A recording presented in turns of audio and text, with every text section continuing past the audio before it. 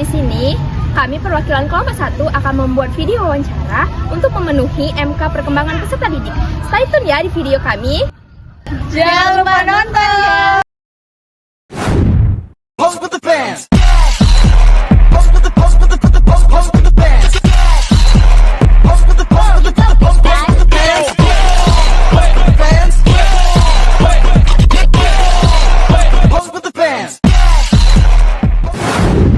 Halo Kak. Halo. Sebelumnya mohon izin ya Kak, perkenalkan nama aku Adinda Maharani dari kelompok 1. Nah, di sini aku mau wawancari Kakak, apakah boleh? Boleh. Sebelumnya nama Kakak siapa nih? Nama aku Yati Alfia. Nah, jadi aku mau nanyain Kakak, gimana sih menurut Kakak tingkat pemahaman peserta didik itu terhadap konsep-konsep dasar dalam mata pelajaran kimia? Oke, jadi kalau dilihat dari anak SMA secara keseluruhan, pemahaman peserta didik ini masih dalam tahap menghafal. Mereka tuh bisa menyebutkan definisi atau rumus, tetapi kesulitan dalam menerapkan dalam bentuk soal, esai, atau situasi lainnya. Ini menunjukkan bahwa pemahaman konseptual pada peserta didik itu harus ditingkatkan. Oke, terima kasih Kak atas jawabannya. Halo Kak. Halo. Sebelumnya perkenalkan, nama aku Adinda Maharani. Aku dari kelompok 1. Izin di sini apakah kami boleh ngewawancari Kakak? Ya, boleh. Oke, sebelumnya nama Kakak siapa nih? Perkenalkan, nama saya Muhammad Dimas Pratama dari Prodi Pendidikan Kimia Oke, Kakak dari kelompok mana? dari kelompok 2. Aku mau nanya tentang menurut Kakak konsep-konsep dasar kimia itu tuh apa saja yang cenderung dan sulit dipahami oleh peserta didik ataupun juga oleh diri Kakak sendiri? Oh iya, boleh. Jadi menurut saya sendiri, konsep kimia yang paling sulit itu yang pertama itu ada konsep mol, kemudian ada struktur atom, ikatan kimia, dan PCPR. Karena kemungkinan materi ini itu bersifat abstrak, artinya membutuhkan kemampuan yang berpikir lebih analitis dan berpikir kritis. Mungkin itu saja Kak jawabannya. Oke, terima kasih Kak atas jawabannya. Maaf ya mengganggu.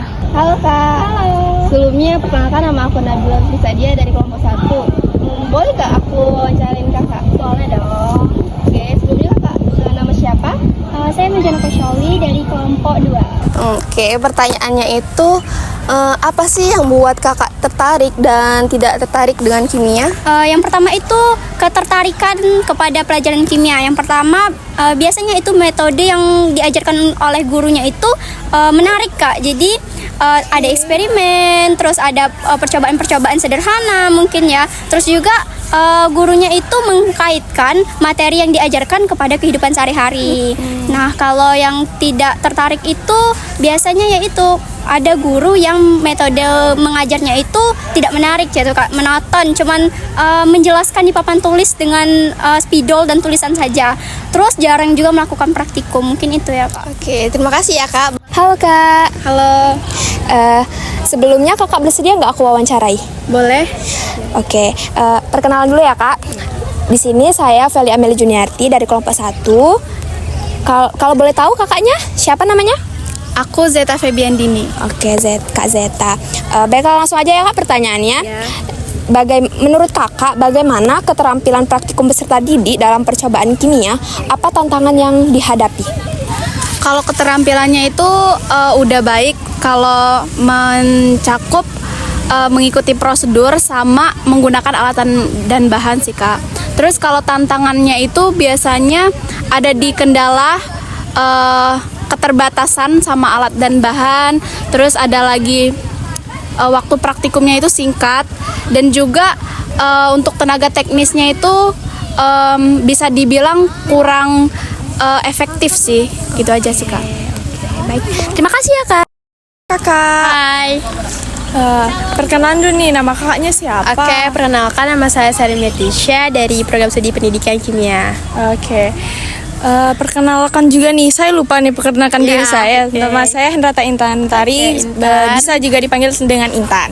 Oke, boleh nggak sih saya sedikit menanyakan, kan kakaknya ini anak kimia kan? Nah, boleh nggak saya sedikit bertanya tentang apa saja faktor yang mempengaruhi perkembangan peserta didik dalam belajar kimia? Oke, izin jawab ya. Nah, jadi saya melihat ini kan kimia nih konsepnya tuh agak abstrak, jadi sulit dipahami kan Kak.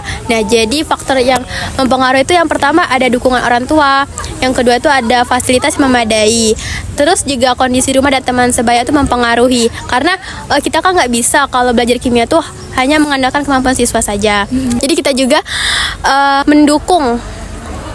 Jadi kita juga menggunakan faktor-faktor yang mempengaruhi dalam perkembangan peserta didik. Menurut saya itu saja sih Kak faktor-faktornya. Oke, baik sekali jawabannya. Terima kasih Kakak. Ya, sama-sama. Sekian video dari kelompok 1. Terima kasih telah menonton video kami sampai akhir.